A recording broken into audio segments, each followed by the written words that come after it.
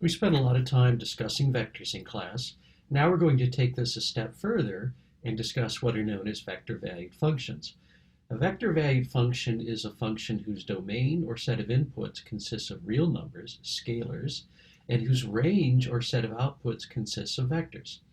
And we usually denote the input vector using the variable t, which we think of as time, and the output as r of t. And the reason I use a boldface r here is because this is actually a vector. Suppose, for example, we have the parametric representation of a line in R3. X of t is 2t minus 1, y of t is minus t plus 3, z of t is 4t plus 1, where t is any real number. So we can take these and create a vector-valued function whose x, y, and z components are simply these three formulas here. If we substitute various values of t in, we actually get numeric vectors. For example, if t is 1, we get 1, 2, 5, which is what we have here. R of 2 is 3, 1, 9. And so our picture might look something like the following. We know that those parametric equations trace out a line. R of 1 was 1, 2, 5. R of 2 was 3, 1, 9. So we can draw vectors whose initial points at the origin and whose endpoints fall along that line. So as time changes, what we're doing is we're tracing out a whole bunch of vectors whose endpoints yield that line. We're going to discuss in the next few minutes some basic parameterizations. We've talked about a line. Now let's talk about a line segment. So this line segment starts at 1, 3, negative 2, and it ends at q equals 4, 1, 5 after 1 second. Now this is a standard parameterization. I'm going to write it down and just justify why it works. We take 1 minus t times our initial point, written as a vector, plus t times q, which is written as a vector as well, 4, 1, 5. And the range of t values is from 0 to 1 because we have a 1 second here. Now let's simplify this just a little bit. This is going to be 1 minus t. This is going to be 1 minus t times 3. This, we have 1 minus t times minus 2, which I've written here. Then we're going to have 4t, t, 5t, which I've written here. If we collect the terms in these two vectors, if we add these two vectors, we get 1 plus 3t, 3 minus 2t, minus 2 plus 7t. I'm skipping some calculations there. If you want to pause the video for just a second and verify that this simplifies to be this, feel free to do so. Now, at time 0, r of 0, if we substitute 0 in for t, is 1, 3, negative 2. R of 1 is 4, 1, 5. And that's exactly what we want. R of 0 should be the point P, which it is, and R of 1 should be the point Q, which it is as well.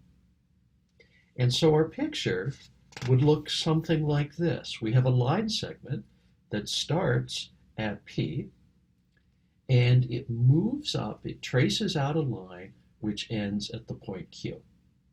So this is the standard way we parameterize a line segment. 1 minus t times our starting point written as a vector plus t times our ending point written as a vector where t varies between 0 and 1. Let's talk about circles. We're going to parameterize a circle of radius 2 in the xy plane centered at the origin and traced out counterclockwise over a period of 3 seconds. And because we're working in the xy plane, we're only going to be considering x and y components. So for the unit circle, x of t is the cosine of t, y of t is the sine of t. Over a period of 2 pi, that will just generate the unit circle. Now we need to adjust our circle so that it has a radius 2, and the easiest way to do that is simply to multiply the x and y components each by 2. We also need to adjust the frequency to account for the fact that the period is 3 seconds. That means we need to get a number in here and a number in here so that the period works out to be what we want. So the frequency is always 2 pi divided by the period. The number we are going to put in here is always 2 pi divided by the period, which in this case, because the period is 3, ends up being 2 pi divided by 3. So x of t would be 2 cosine 2 pi over 3t. Y of t would be 2 sine 2 pi over 3t. And if I put those together, I get this vector valued function, r of t. For example, r of 1, if I substitute 1 in for t, I get 2 cosine 2 pi over 3, 2 sine 2 pi over 3. If you evaluate these quantities and simplify a little bit, which you might want to stop right here and do, you get minus 1 root 3. And that is, in fact, a point on the circle of radius 2. It's a point located right around here. So r of 1 would be a vector whose initial point starts at the origin and ends right here. As t increases from 0 to 3 seconds, what's happening is that we are just creating a whole bunch of vectors that start at the origin and end at a point on the circle. Now suppose we want to adjust things so it's the same circle, but now it's centered at 1, 3. So all we need to do is take the preceding picture and move it 1 unit to the right and 3 units up. And the easiest way to do that is to simply add 1 to what we had before for x of t and add 3 to what we had before for y of t. That's fairly straightforward. And the picture we get is this. You'll notice that this is 1, 3.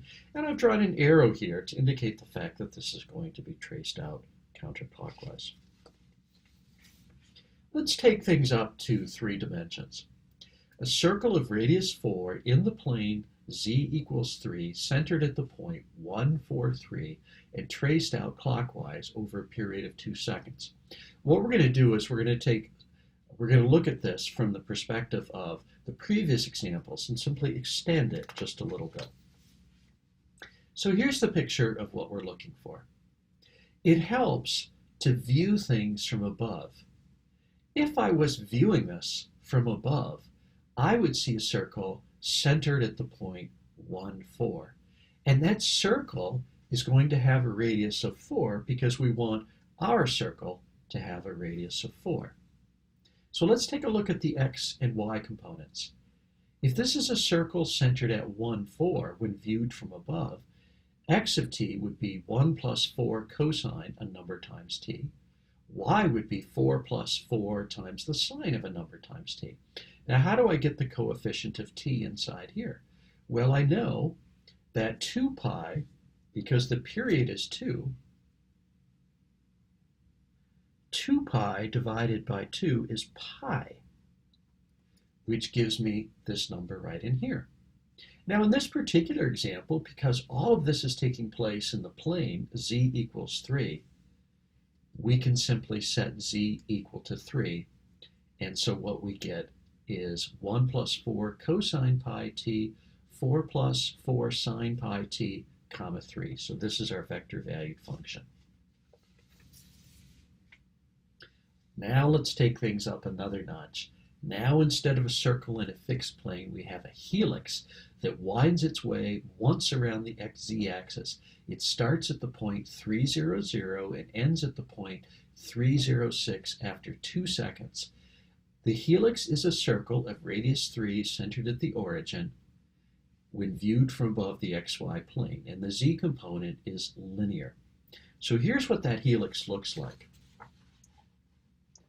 It starts at the point 3, 0, 6, x is 3, y is 0, and z is 0, and then it's going to end up here at 3, 0, 6. So this point right here is 3, 0, 6, and this point down here where it starts is 3, 0, 0. Now, if we look down from above, what we're going to see is a circle of radius 3 traced out counterclockwise, centered at the origin. The period is 2. 2 pi divided by 2 is pi. So when I view things from above, because this is a circle of radius 3, I'll have 3 cosine pi t. Y of t would be 3 sine pi of t. Now, how do we get the z component? We are told that the z component is linear. A linear function has to take the form at plus b. So we got to figure out what a and b are. We know at time 0, z has to be 0. So if we substitute 0 in for t, we get b, which has to be just 0. Again, if t is 0, this is just b, but we know that z of 0 is z, so b is equal to 0. So we can just ignore b for a second. We know that at time 2, z has to be up at 6. So that means that a times 2 plus b, which is 0 now, has to be 6, so a is 3. That gives us that z of t is 3t. Here are some examples for you to prepare in preparation for class. A circle of radius 5 in the xy plane centered at the origin, traced out counterclockwise over a period of 1 second. Now, because this is all taking place in the xy plane, your r of t will have just two components, x of t, y of t. A circle of radius 3 in the xy plane centered at the point -1, 2, traced out counterclockwise over a period of 4 seconds. A line segment that starts at this point and ends at this point after 1 second, and a helix that winds its way once around the z-axis. It starts at the point 2, 0, 0,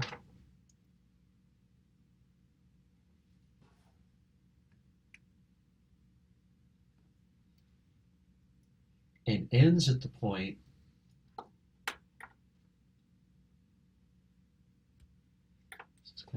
it ends at the point 2, 0, 18 after 3 seconds. The helix is a circle when viewed from above the xy plane, and the z component of the function is quadratic and of the form z of t equals at squared. And I should mention that this is a circle centered at the origin,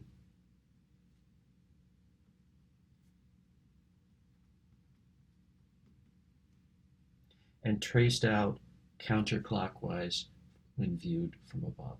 Okay, see what you can do with these particular examples.